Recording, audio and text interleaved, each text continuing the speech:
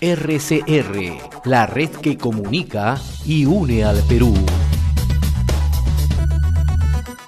Hoy tenemos la gratísima visita del ingeniero César Gutiérrez, consultor en temas energéticos, de desarrollo y también analista en temas políticos. César, qué gusto saludarte, muy amable. Gracias, Pepe, por la invitación, gracias, Carlos. Inexorablemente tenemos que preguntarte pues, cómo estás viendo el panorama político.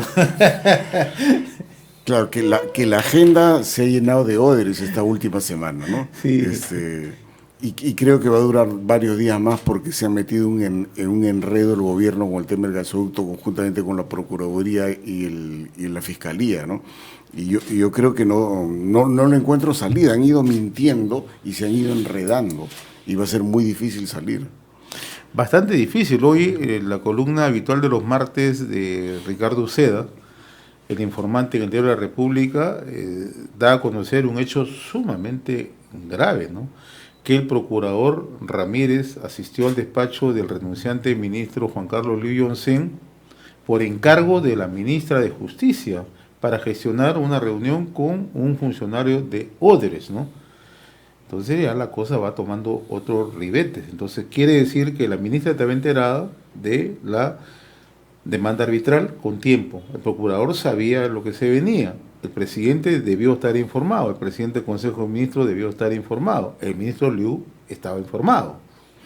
Y eso es evidente, mira, cuando tú sigues la secuencia de la crisis Liu, él sale el día jueves y declara en el diario Gestión de cuál es el esquema que va a llegar para el gasoducto. Y es justamente el esquema que el día viernes Odres publica un comunicado. Sigan con el proceso, busquen un tercero, se otorga, recaudo y pago lo que estoy pidiendo. Es exactamente eso.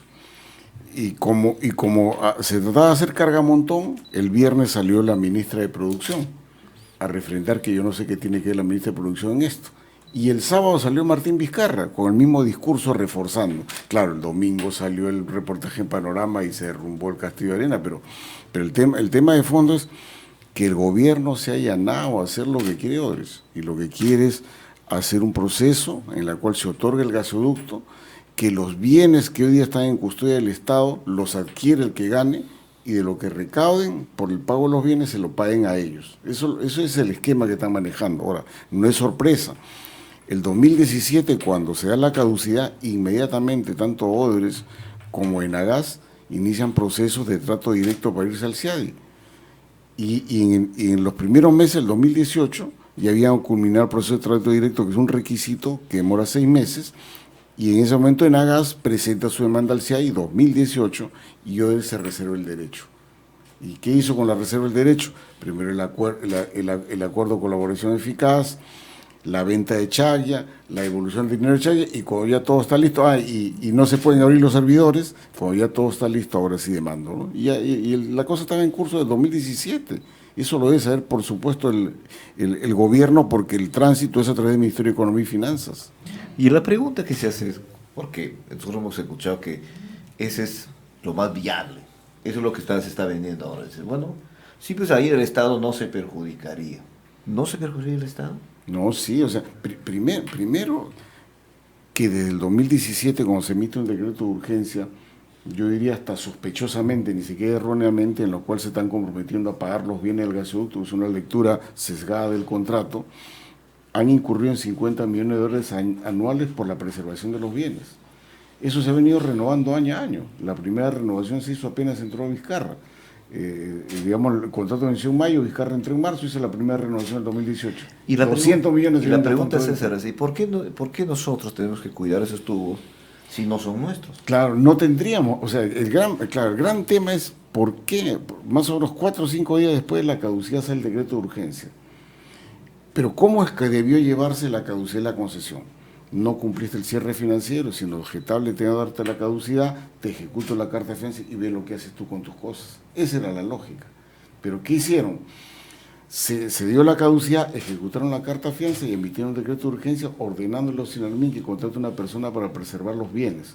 Eso tenía un trasfondo, porque eso ya estaba interpretando el contrato con una cláusula que se llama la cláusula 20, que dice que cuando caduca una concesión, hay que pagarle el valor contable neto de los bienes con un piso de 72.25% del valor contable neto de los bienes. Pero esa lectura corresponde cuando un proceso ya está, una concesión ya está en marcha, o sea, ya culminé, estoy dando servicio y por X y Z motivo tengo que caducarla, no cuando esté en construcción. Y entonces, al hacer el gobierno esa lectura, de hecho se metió un problema.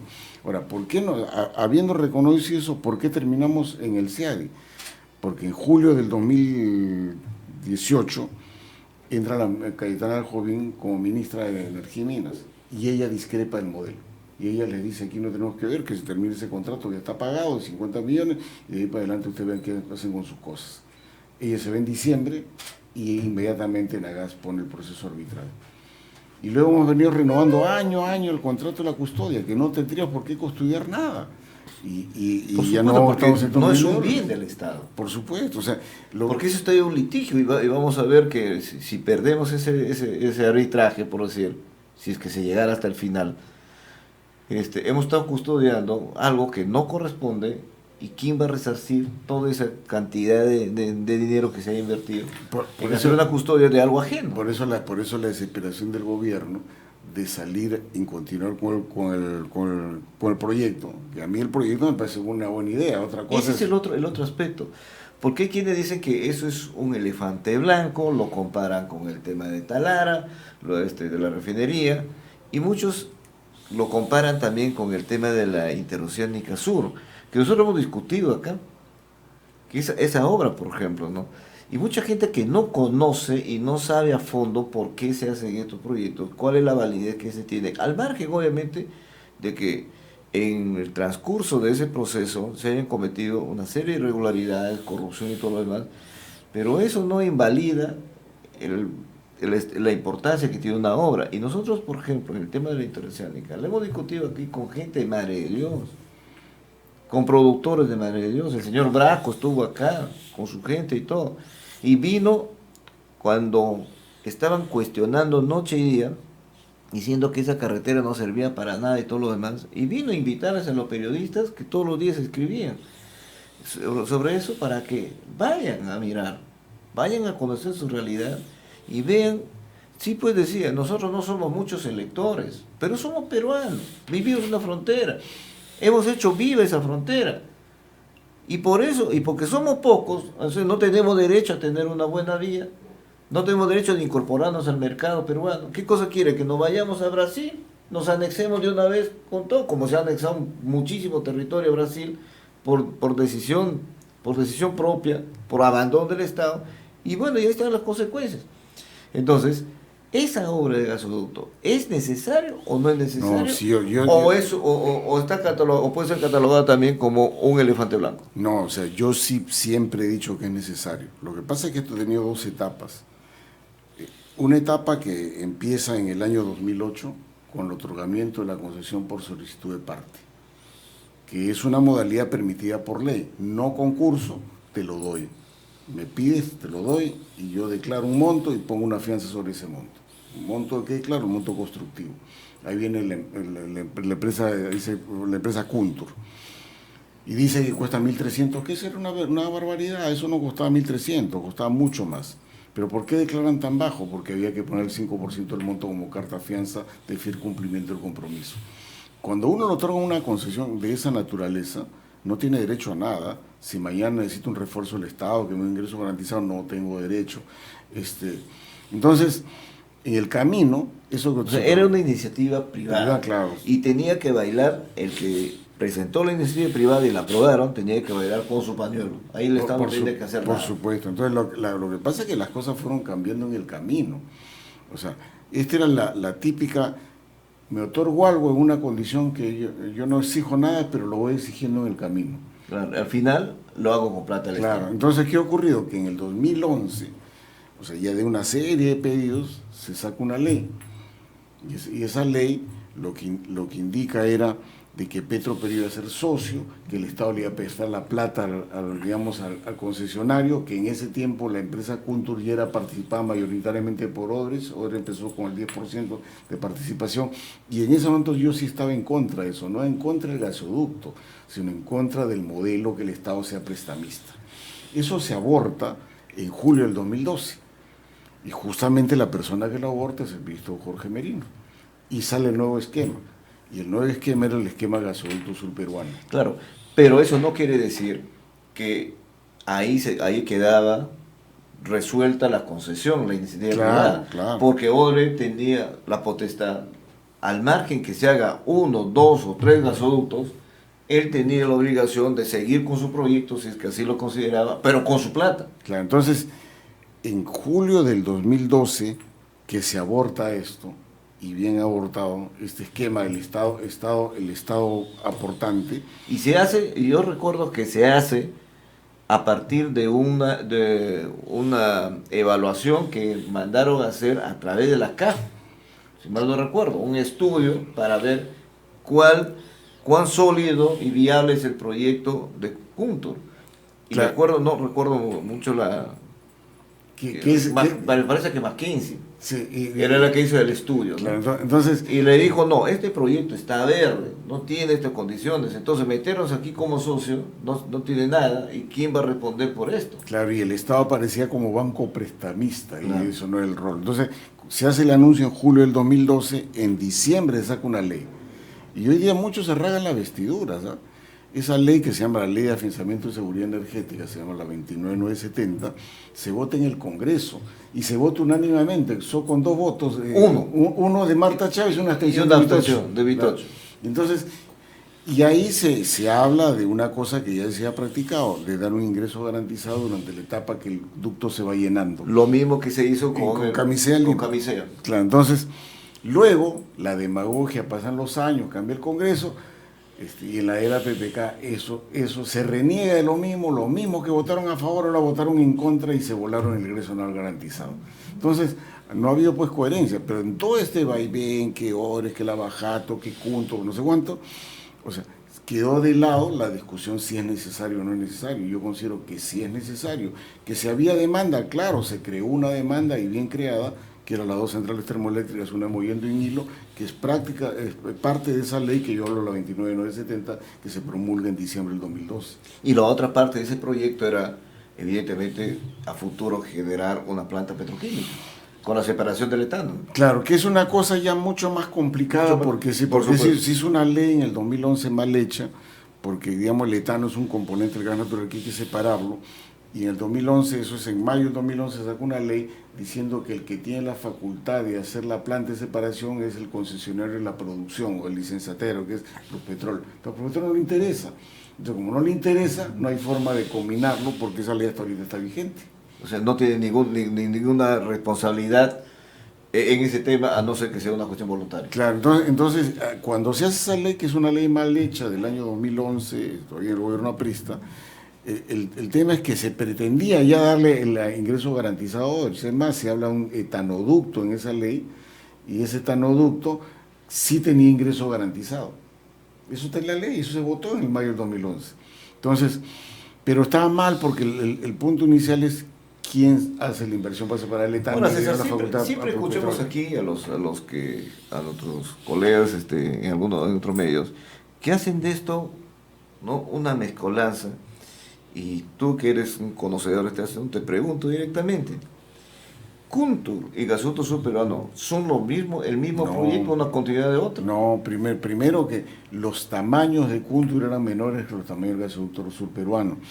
Y hay una comparación, pues, por desconocimiento y otra en forma caprichosa, que dice, si uno valía 1.300, ¿cómo vale este 7.328?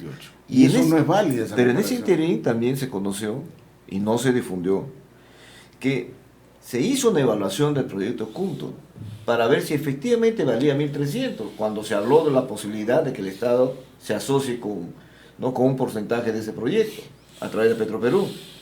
Y resulta que ese proyecto efectivamente no podía costar 1.300. Claro. Ese proyecto costaba cerca de 5.000 millones. Por supuesto. Es más, ni siquiera lo que me estás diciendo ni siquiera es una especulación. O sea, es un estudio técnico que está sustentado. Mira, en la memoria anual de COFIDE del año 2011, publicada el 2012, la carta del presidente, que la primera hoja, habla del proyecto Kuntur y habla de 5.000 millones de dólares. Eso es un documento público.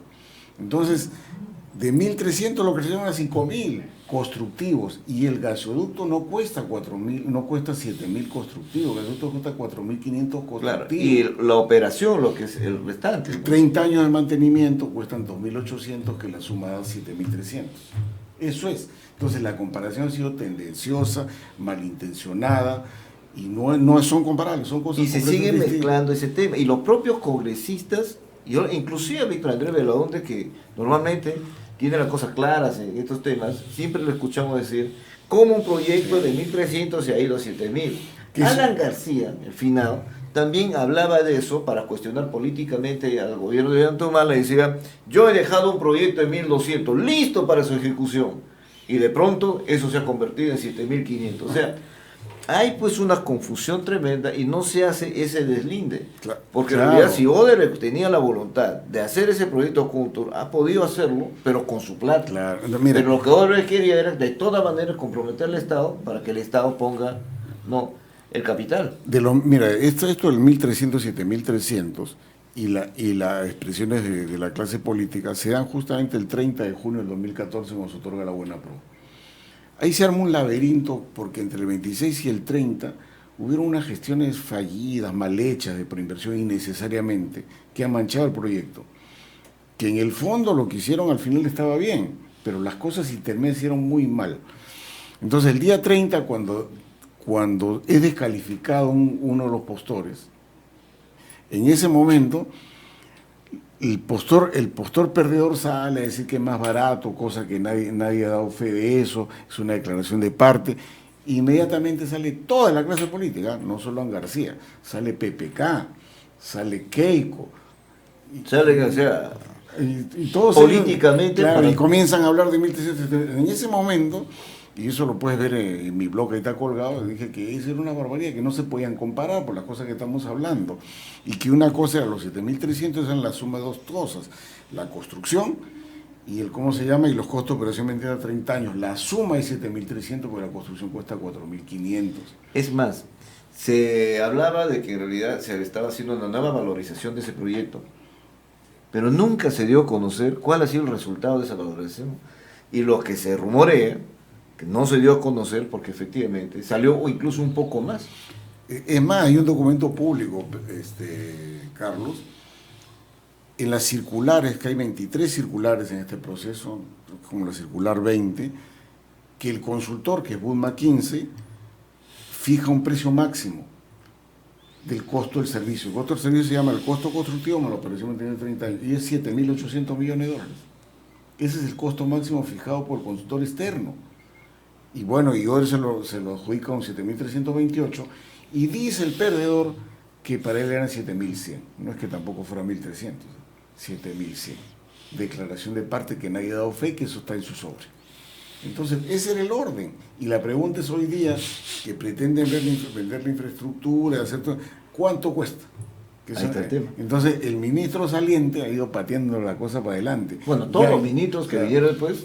Ya viene el informe de la y se empresa dice que ahora McDonald's, en marzo Mota McDonald's va a presentar el estudio para ver cómo se puede hacer el nuevo concurso. Y lo que ya se estaba anunciando es que está considerando el mismo trazo para que cuadre con los ductos. Pues. Por supuesto. Ahora, en estas condiciones, ¿es pertinente plantear un concurso?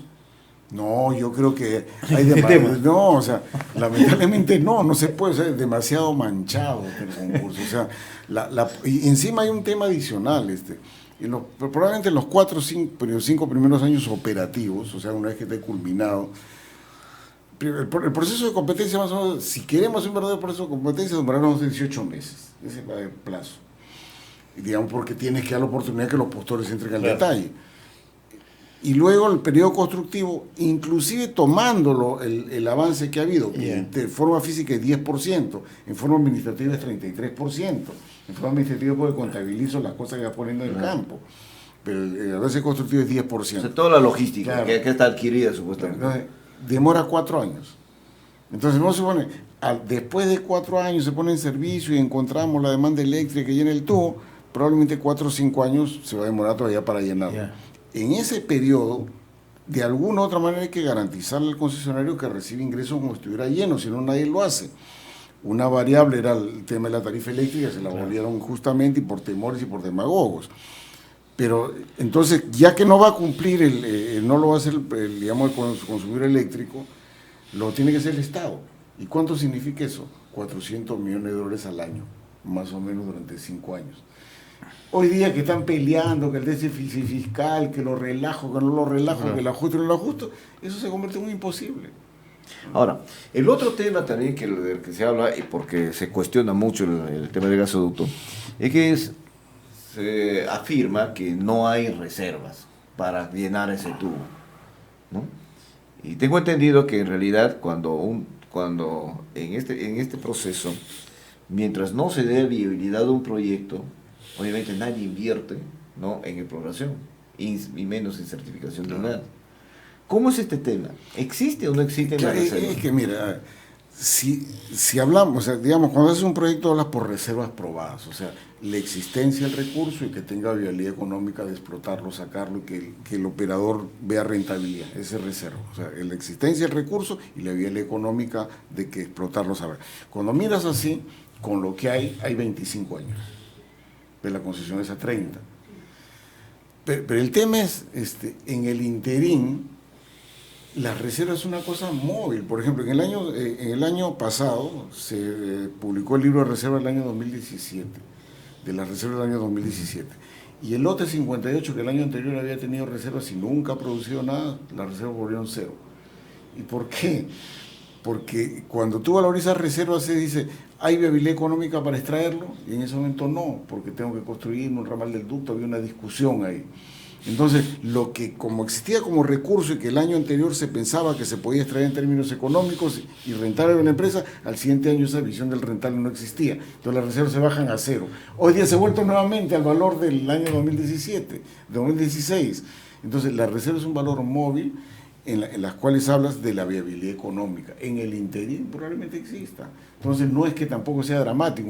Sería dramático si es que, por ejemplo, yo voy a reserva para 5 o 8 años y doy una concesión de 30. Acá hay asegurado 25 años. Y en el interín pueden ocurrir muchas cosas porque el tema del concepto de reserva es un tema móvil que entra el concepto de valorización económica. Es algo así como los proyectos mineros. Por ejemplo, se calcula una concesión 15 años, por así de explotación, pero se siguen haciendo exploraciones. Claro. Y puede darse el caso de que encuentren recursos para los próximos 50 años, para los próximos 20 años más. Y así se van ampliando, ¿no? Y vemos tantos proyectos de esa naturaleza. Claro. Ahora, César, no hacer el gasoducto o todo este tema en lo que hemos estado entrampados, ¿tiene alguna consecuencia para la producción de energía en el país? Sí, claro, o sea, se han construido 2 centrales en el sur, una en Mollendo y una en Hilo, que tienen razonabilidad económica, porque la gran demanda se ve en el sur por el tema minero, la gran demanda eléctrica, Cerro Verde, Queyabé, Cobamba, Santa Pacay, Tintaya, son los grandes consumidores y es donde hay más recursos. Entonces, racionalmente se pusieron 2 centrales que pueden funcionar a gas o a diésel. Mientras no haya gas en esas centrales, no van a funcionar a diésel. Y eso va a ocurrir probablemente el próximo año. La demanda de generación eficiente, es decir, o la oferta de generación eficiente, es decir, la que se produzca a bajo precio, ya no va a alcanzar el otro año. Y vas a tener que prender esas máquinas que suman 1.400 megas, pero a diésel. Y la diferencia entre la producción, el costo de producción a diésel y la producción a gas es de 8 a 1. Entonces, eso va a ocurrir. Hay que hacerlo. Pero en esta turbulencia, hasta que no se aclare cómo vas a manejar la turbulencia, no puedes hacerlo. Bueno, porque leímos un artículo de la exministra Rosa María Ortiz y ayer también le escuchamos una corta entrevista que le hicieron en el canal N sobre la advertencia que hace también la exministra, de decir, oye, ¿sabes qué? Vamos a entrar en una situación crítica y el Perú tiene un factor de competencia a nivel mundial en el mercado por el costo, diríamos, bajo que tiene la energía. Y eso ha hecho también que muchos inversionistas en minería y en otros rubros vengan al Perú. Claro. Entonces, ¿qué va a pasar con esto, César? ¿Es cierto eso? No, por supuesto. Es más, yo lo vengo diciendo hace algunos años. ¿Por qué? Se ha predicado mucho de sobreoferta.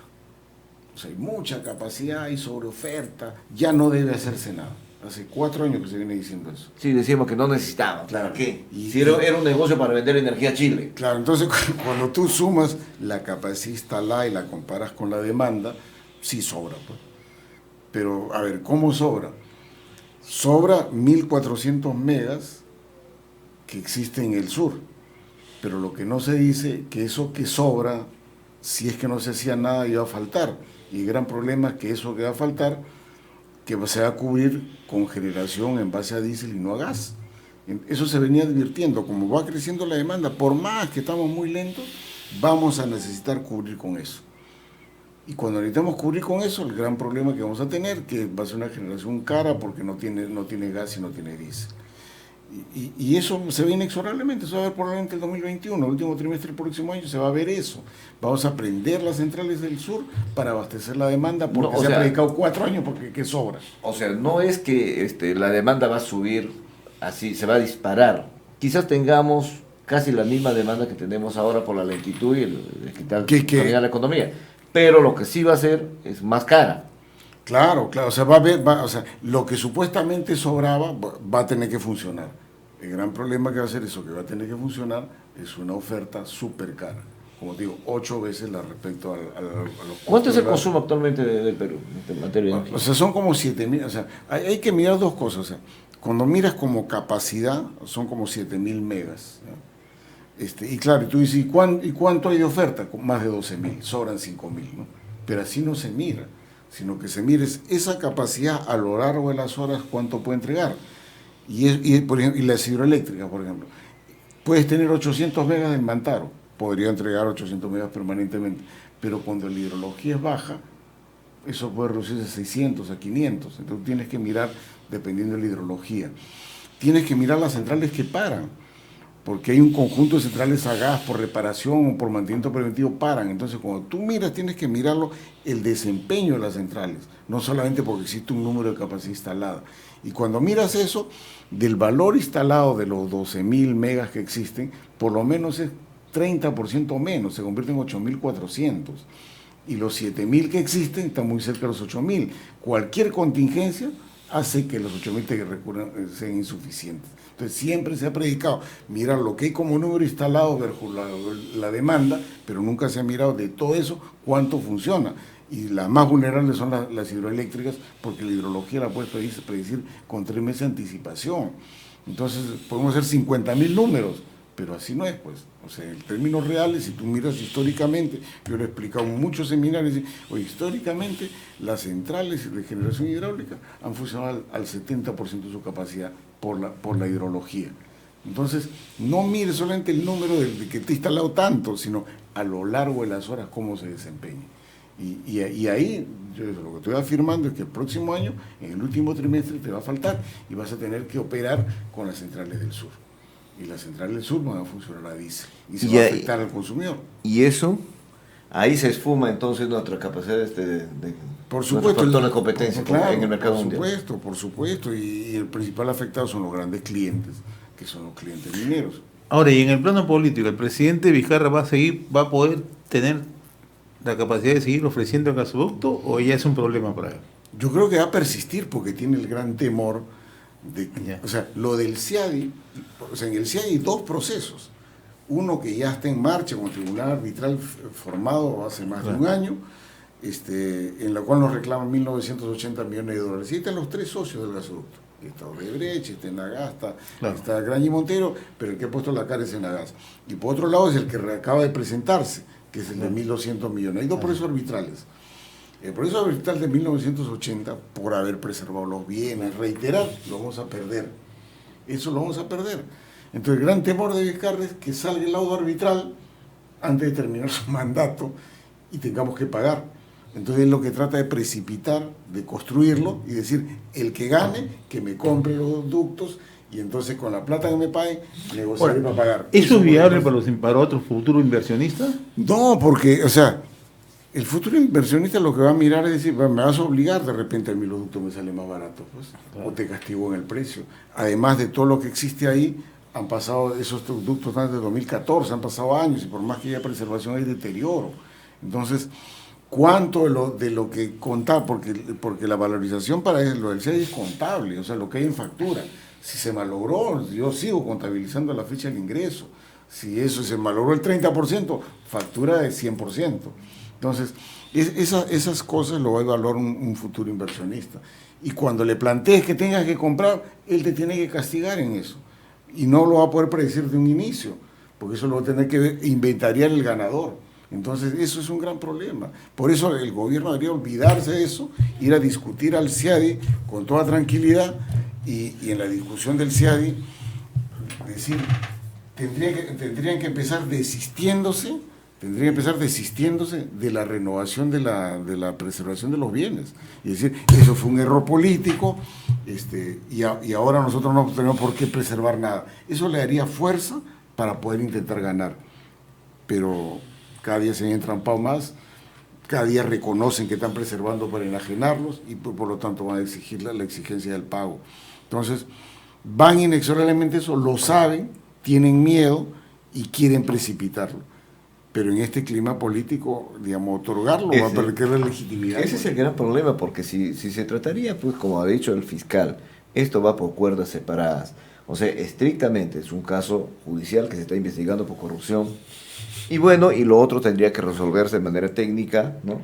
Y con decisiones políticas firmes. El problema es que en ese interín también se entrecruzan una serie de aspectos e intereses de carácter político. No sabemos exactamente quiénes de los que nos están en este momento señalando si hay corrupción o no hay corrupción, o es malo o es bueno, están en los codinones. Claro. Porque Odebrecht tiene el control. Mira, ahí hay un tema, y yo lo he venido repitiendo estos días. Dice el fiscal Vela que hay un reconocimiento por escrito de corrupción. Eso lo repetió Vela. Y Perú 21 ayer publica, sí, muestra una hojita. Entonces, lo que ha reconocido son pagos ilícitos entre privados.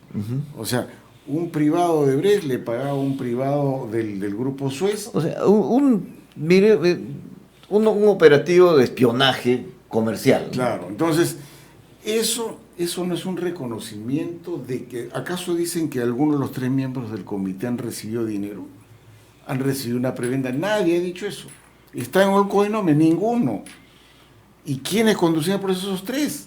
Y sobre esas 3 personas que hoy día están procesadas, el presidente del comité inclusive tiene 2 procesos, no hay una señal que digan que ellos recibieron una coima. Y yo siempre he dicho, para hablar de corrupción, en el caso del gasoducto, tú tienes que hablar de las 23 circulares que se emitieron, que definieron el proceso. Dame en una cuál es el sesgo.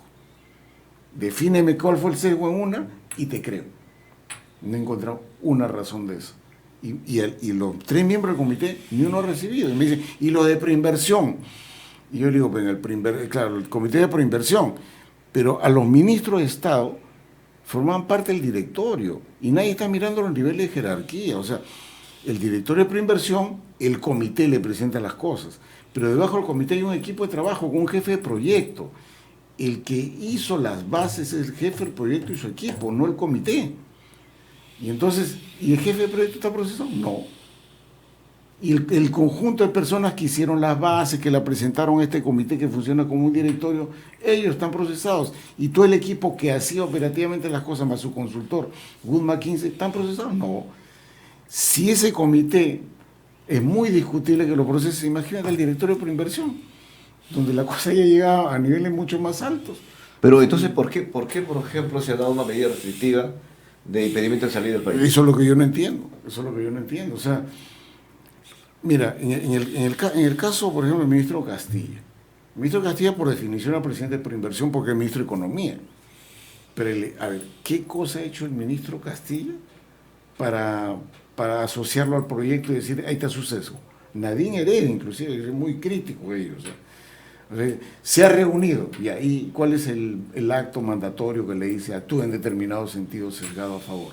Lo que se habla es de un colaborador eficaz. Hay una narrativa ahí que dice, bueno, las reuniones han sido así, acá y acá. Está bien, o sea. Pero eso tendrá que ser probado. Claro, o sea, pero ya, se reunieron, conversaron, hay que acelerar, porque la gran precipitación del gobierno Humala era que quería sacarlo adelante, ya, que quería más celeridad. La celeridad no se dio como querían, porque al final terminó esto en junio del 2014, que fue la última prórroga, de febrero a junio. Entonces, se reunió. ¿Y cuál es el acto mandatorio que dice actúen este determinado para favorecer? Se dice que hubo postor único, falso, no hubo postor único. O sea, primero hubieron 3 precalificados, se han olvidado el tercero, que es el Energy Transfer, que estaba precalificado, que no presentó oferta. El acto de no presentar oferta lo conoces el día de la apertura y sobres. O sea, los actores que estaban participando no sabían si Energy Transfer iba o no iba. Y de los dos presentaron sobre, de los dos que quedaron. Ellos van con un precio pensando en competencia entre ellos, por más que tengan arreglos, por más que haya sobornos, hay un tema entre ellos. Pero los dos presentan sobres, los sobres quedan ahí y descalifican a uno. Postor único es cuando yo, a sabiendas que no hay otro competidor, voy solito, caso de la línea 2 del metro, que se sabía que el competidor publicó un aviso en el periódico y dijo yo no voy a participar, y entonces quedaba un solo actor. Eso es postor único. Entonces, aquí se tergiversa mucho, hay mucho encono, hay mucha maledicencia en este tema, y se ha distorsionado la opinión pública. Primero, el gasoducto es necesario. Yo discrepo con que hay que pagarle a Odebrecht, que creo que es una mala interpretación, que el gobierno debería defenderse de eso, ha sido todo lo contrario, pero de que no es necesario, que costaba 1.300 no es verdad, que postor único no es verdad, que el tema de las reservas es un tema que podemos discutir, pero por lo menos 25 años hay. Ese tipo de cosas se ha distorsionado, se ha escrito barbaridad y media en nombre de los gasoductos, ¿no? Claro, y lo grande perjudicado finalmente es el país, Claro. que no cuenta con energía, con fuentes de energía futuros confiables, ¿no?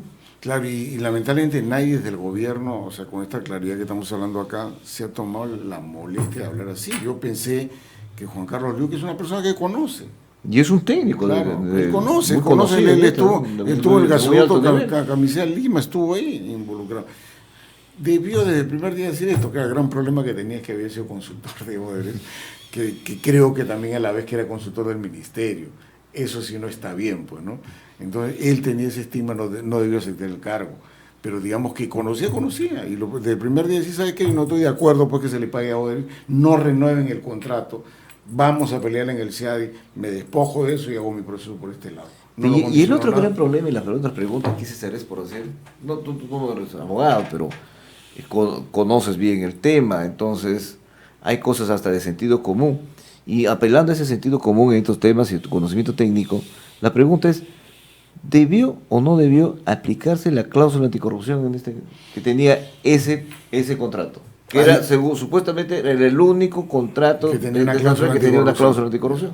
Mira, hay dos momentos, pues, o sea, cuando entra Kuczynski, el postor descalificado, el que había ofertado más barato, le hace una oferta de compra de Odebrecht en noviembre del 2017, noviembre del 2016, le hace una oferta de compra, conviene en el precio, pero el postor que compraba, o el interesado en comprar, lo que decía, si tengo una espada de Damocles, pues te compro, hay una cláusula anticorrupción, mañana me dicen que hubo un acto de corrupción y me quitas la concesión, que hoy soy el titular nuevo.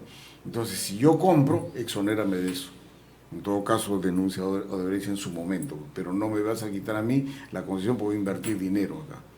Y es un razonamiento lógico, claro, pues, tiene que proteger su inversión. Claro, entonces, no se quiso, y me parece mal que no se quiso quitar esa anticorrupción, porque en todo caso lo que iba a hacerse es, ya, pero vas a pagar gran parte del fondo, va a un fideicomiso, que si encuentro algo raro acá en el acto de corrupción, me cobro de ahí el acto de corrupción como una penalidad.